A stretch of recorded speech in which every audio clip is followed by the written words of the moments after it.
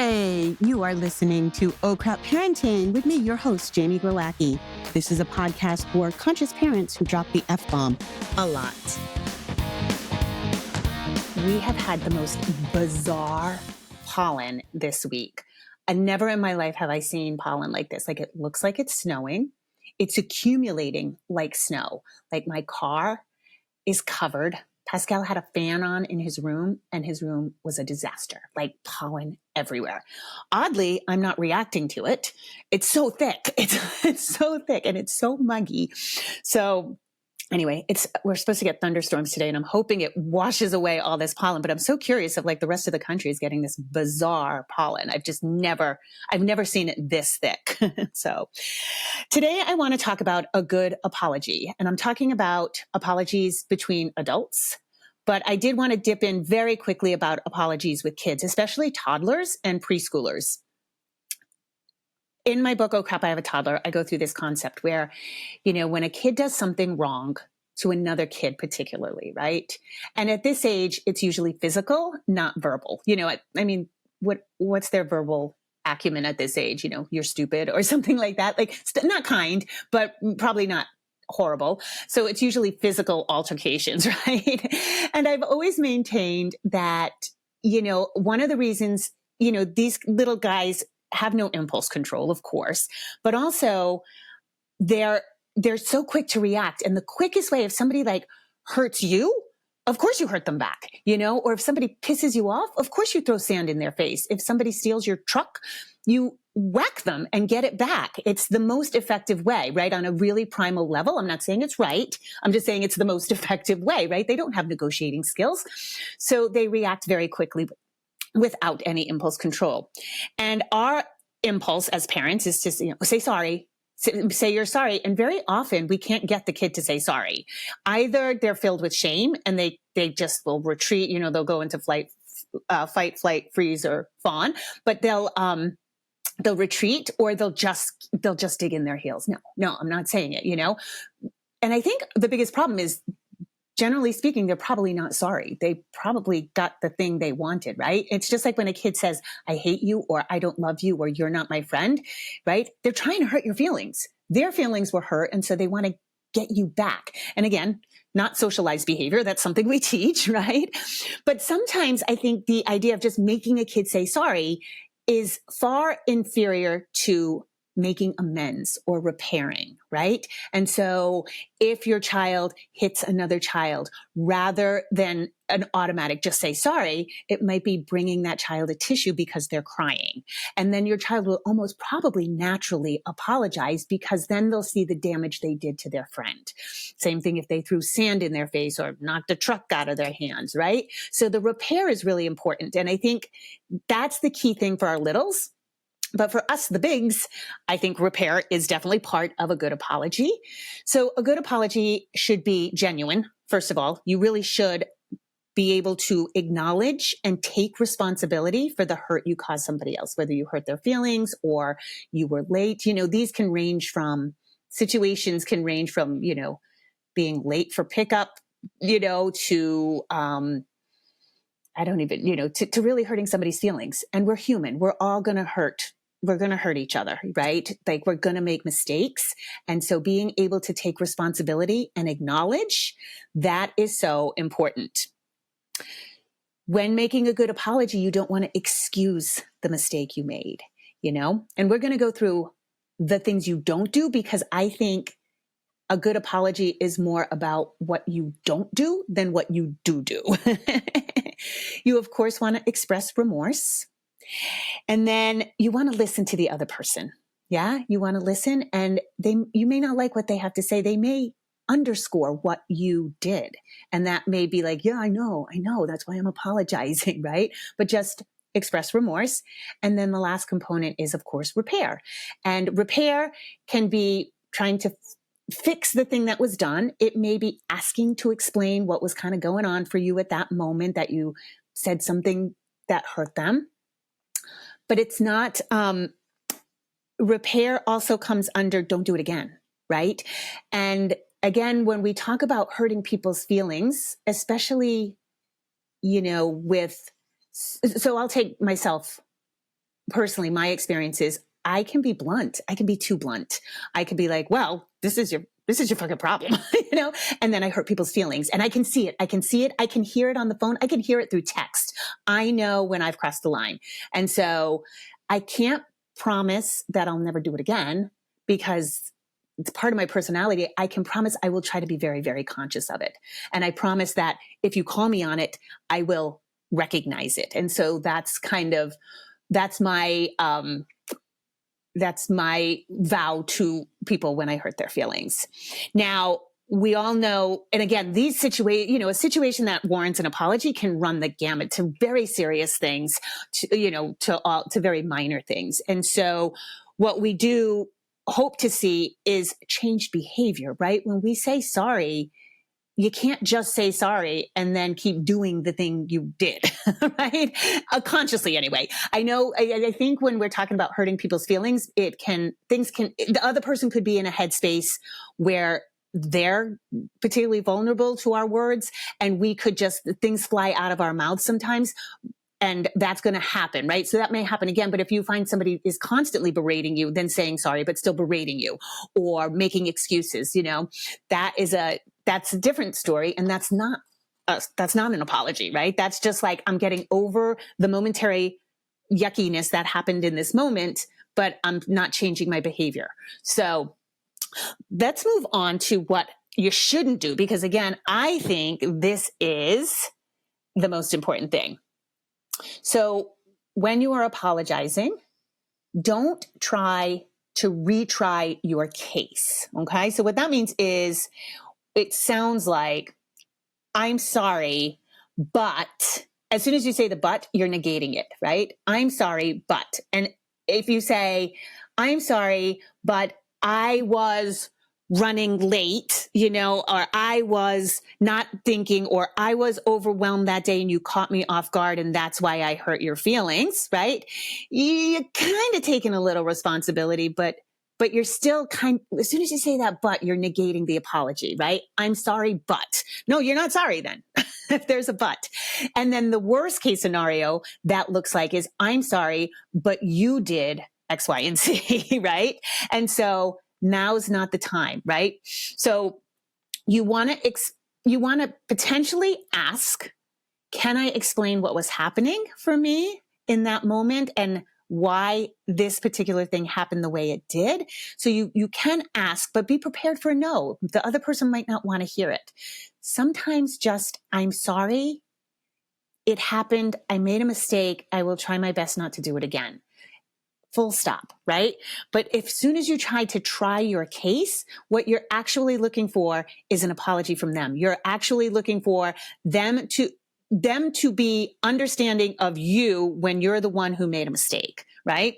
And so you really don't want to retry your case, and you have to be prepared. As I just said, you have to be prepared for the other person to say, yeah, you really hurt my feelings. And I can't believe you did that, knowing that, knowing my past and knowing my history, that you would say something like that. You have to be prepared for them to come back at you with kind of underscoring what you did wrong. And again, in those situations, you really want to stay with, you're right. I did hurt your feelings and I was completely clueless in that moment. And I'm so sorry. I will really try hard to not do that again, right? The next thing is, don't overpromise. Yes. So the overpromise is kind of what I just talked about a little bit earlier, right? Is that I'll never do that again. I will never hurt your feelings. You can't say that, because we're human. We're gonna mess it up. We're going to catch each other at bad moments. And I find, like, even with my close friends, we'll have a little glitch like this. And it's both like the other person happened to be overwhelmed because of work, kids, whatever. I was running late, I was in overwhelm. I wasn't thinking properly. I wasn't being, conscious in my words. And so that does happen. And we can't promise that we'll never do that again, right? Because situations will change. You're not always in the best headspace where you can be like, okay, every time you talk to any person on the planet, like that you can be fully conscious of all your words, right? Because things happen, right? We can be rushed, and we can be, a lot of times, even with Pascal, um, he'll come to me for something. This used to happen a lot. I'd be like in the middle of researching something, or researching something about kids, like, like researching something about screen time. And I'm like, oh my God, this is so much worse than I thought. And then he comes in with something, and I'm like, I snap at him because I'm already having like a panic attack in my head, or I'm already in like deep into something that's already upsetting me. And he came in and I barked at him. Right. And so I can't ever promise that that's not going to happen again. I can promise that I will do my best to not let it happen again. And I think that's the only thing we can do. And getting fast at recognizing when we hurt somebody, right? I can see right in his eyes. He's like, the poor kid didn't do anything. He just caught me mid-fight in my head, and now I lashed out at him, right? And so noticing, getting really good at attuning to whoever you're with, and did I hurt their feelings? I mean, sometimes you can even snap at like the cashier, and you didn't mean to. It's just you're in your head. She might be having a bad day. And then she says something snotty, and you say something snotty back. And then you're like, what am I doing? And then noticing it right away. I think cleaning up after our messes as soon as humanly possible is the best thing, right? Like, oh, I'm so sorry. I was just so rude. I didn't mean to be. I was just in my head, and I'm sorry. I took what you said the wrong way, So again, these can be innocuous, and these can be really big situations.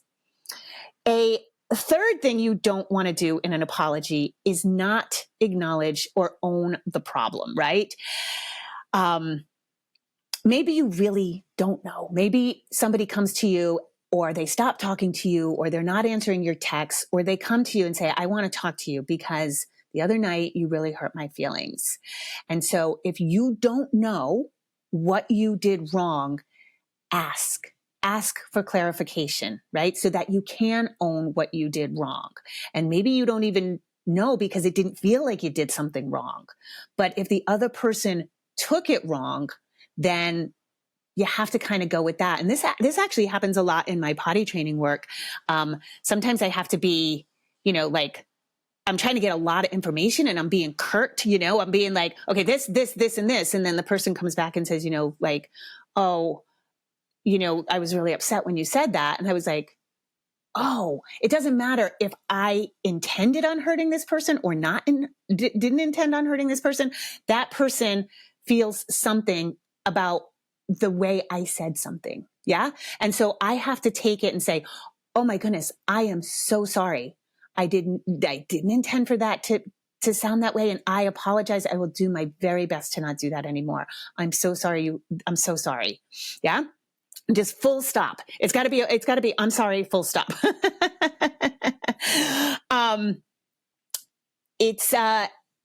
It's worth noting though, that if the behavior doesn't change, your behavior doesn't change, then you're not acknowledging what happened, right? And so you have to understand and acknowledge what happened. And I find it best when I'm apologizing to state the thing, right? I am so sorry my words hurt you Friday night, or I am so sorry I was so late that we missed the show, right? We want to say the thing that we did wrong. And I find that helpful for me in relationship, because you want to be clear, right? You can't own something if you don't know what you did. So if you are in a position where you're like, Jesus, I don't even know what this person's mad about, but they're yelling at me, ask so that you can own it. Yes. And it may feel like it's something minor to you, but if it's something big to the other person, it doesn't matter. It still warrants an apology. The fourth thing you don't want to do when apologizing is negating the apology. And that is that I'm sorry, but you said this and I reacted. That's not really an apology. That's something for another time. Yeah. I'm sorry if you took that the wrong way. I'm sorry if you took that the wrong way. That's not an apology. I'm sorry if you took that the wrong way. No, they obviously took it the wrong way. So then it still warrants an apology. Yeah. And I don't know why. I find I find saying I'm sorry very easy, but I think it's really challenging for some people. So it's worth noting if it's hard for you. Number 5, the thing you don't want to do when apologizing is expecting something in return. Most likely you're looking for an apology back, right? Because a lot of times when we talk about hurting feelings or things that start to go wrong, it can start to be a snowball effect, and it can be back and forth and back and forth. And this happened with me and my sister. I learned to do this through my work with my sister. And now I do it with my friends, and I do it with people that I might be getting into a relationship with, a physical relationship with.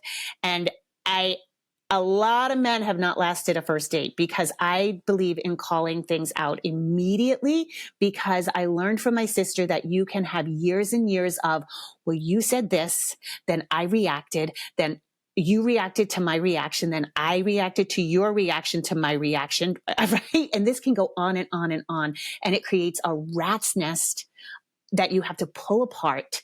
And then it can go on forever. My sister and I mean, good Lord, one conversation, we probably went back to when I was 4 years old. She was like, and I was pissed. And I was like, wow, we've been playing out a drama since I spilled my milk on you when I was 4. I didn't know it went that far back. So I am kind of brutal about making sure when I feel a resentment, when I feel a hurt, that I do say something and I clear the air as soon as possible. And I'm not talking about being like a delicate flower. Like, I mean, there's little scratches that happen from other people on the daily, and those I can live with. But if something's kind of, I call them splinters, because I feel like they're little, but they can get infected and pussy and yucky and wreck relationships. So you definitely want to hit the nail on the head as soon as you can, because this can backlog, and there can be reactions on top of reactions on top of reactions on top of reactions. And then it's really hard to pull apart. So you don't want to negate it. And the negation always happens. The negation? Did I just make up a word? I think I did. The negating happens when you say, but. I'm sorry, but. I'm sorry, I just. Right? That's a negate. Negation. I keep calling it negation. I think it's a word. I often talk about like clean emotional transactions, right? I think about these with our children, and like when we set boundaries and doing very clean emotional transactions, the more we sit and negotiate with our kids, the more we can muck it up. We can muck it up with too many words. It gets really murky in interactions with other humans. And I like a nice, clean emotional transaction. And so with an apology, I'm sorry, full stop. That's about as clean as you can get. Yeah. And it can get sticky again if the person comes back at you, and you have to kind of hold your apology ground. Yes, I hear you. I understand what I did wrong. I did this wrong, and I apologize. And again, there's some people who will want to drive that into the ground. And depending on your relationship with them, you could be like, okay, I've apologized, and can we move on? If they want to, if they want it to linger and linger and linger, this may not be the best relationship, because we really should be able to accept apologies as well when they're heartfelt and genuine. Number 6 is no defensiveness, which is really hard, I think, for some people, especially, like I said, if the person comes back at you, right? So I'm sorry I did this. And yes, you did. You did that. You hurt my feelings. I can't believe it. Blah, blah, blah, blah. They go on and on and on. And then you start to get defensive, right? So you don't want to get defensive for sure. But on that note, you don't want to bring up past hurts. So this is a really common one. This happens in my family a lot, and I cannot stand it. And I've gotten very good at shutting it down, which is, you call, like, say you're not the one apologizing. Say somebody does something shitty to you, and you call someone out on their behavior, and they say, well, last year you did ba ba ba ba, and so yeah, we're kind of even. Or I thought we could talk to each other like that. So they bring up a past thing that you did, and I hate that. That's a manipulative tactic to get the onus off of them, and it's not fair. And so I've gotten really good at shutting it down with my family, and I'll say, I hear you, and we can talk about that, and that's something you should have brought up last year with me.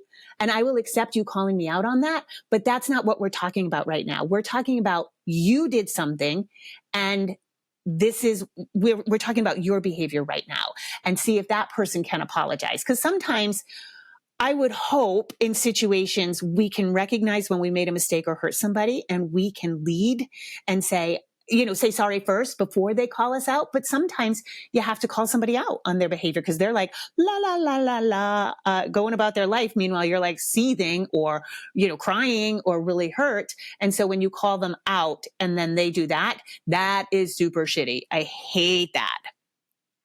And then I saved the absolute best for last, the granddaddy of all shitty apologies. I'm sorry you feel that way. Do not say that ever. That is the crappiest apology. Backhanded, I'm sorry you feel this way, is not an apology. You are putting it on the other person. You are not actually apologizing at all. And when people say this, I come close to throttling them. I cannot stand it. It is condescending. It also implies that the person is hypersensitive or irrational, and there is no admission of wrongdoing. I'm sorry you feel that way. Just think about it. I could rally against this apology for the rest of my days. I've had people say it to me and I nearly explode. And largely because I was told I was hypersensitive, and I wasn't. I mean, I was not. I was a sensitive kid, as I think all kids generally are. But that, like, you're too sensitive. I'm sorry, but you're too sensitive is also not an apology. Also very famous in my family.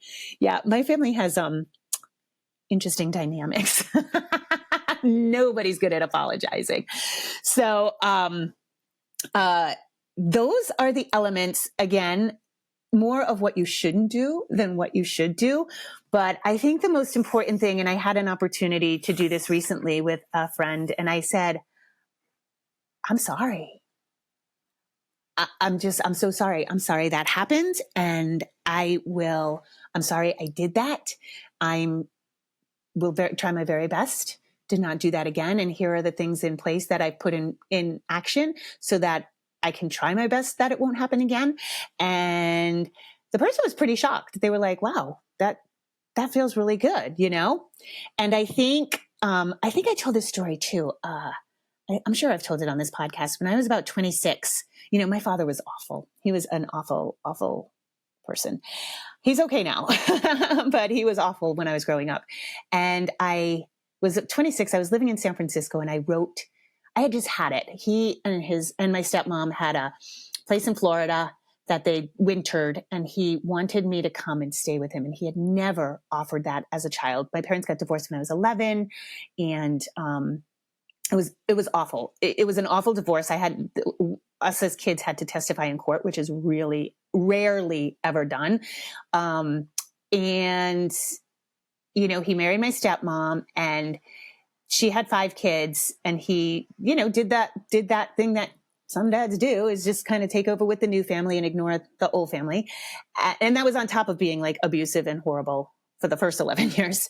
And so, I was 26, and he was like kind of being a jackass about like, come down and visit. And I was like, fuck off. Like, this is like, you just want to show off your golf cart in Florida or something. Like, you never asked me to be a part of your life, and now you want to be a part of my life. So I wrote him this like 9-page letter, like all the things he doesn't know about me. And I told my mom and my sister and my brother, and everybody was like, don't poke the bear. Like, don't send that letter. And you guys know me. I was like, yep, send in the letter.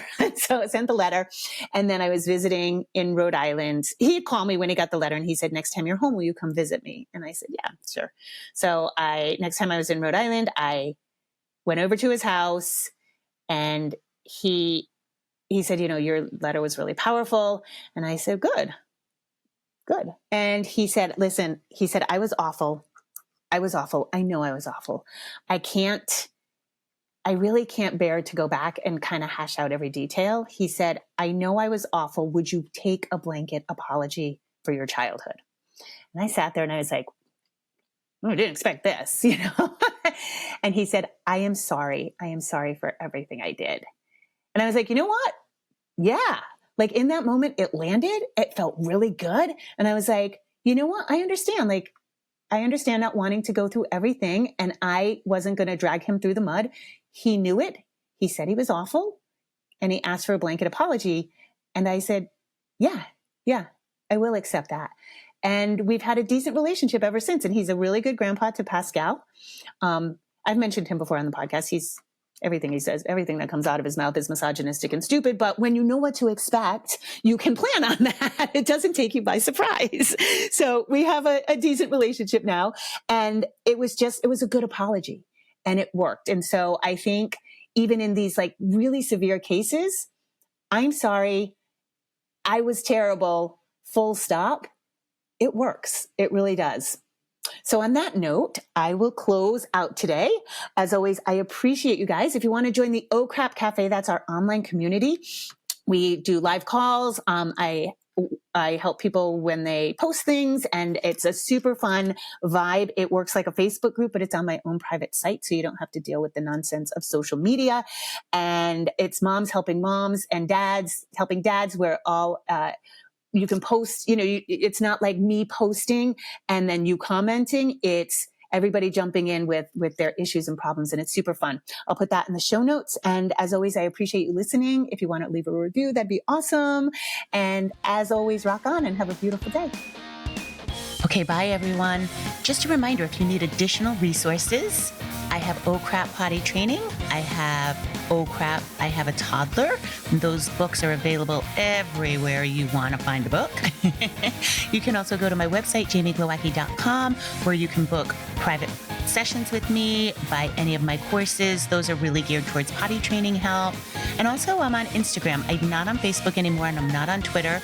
I'm on Instagram, jamie.glowacki, and I do a lot of lives and usually posting a lot of good information. So those are extra resources for you. And as always, rock on. Have an awesome day.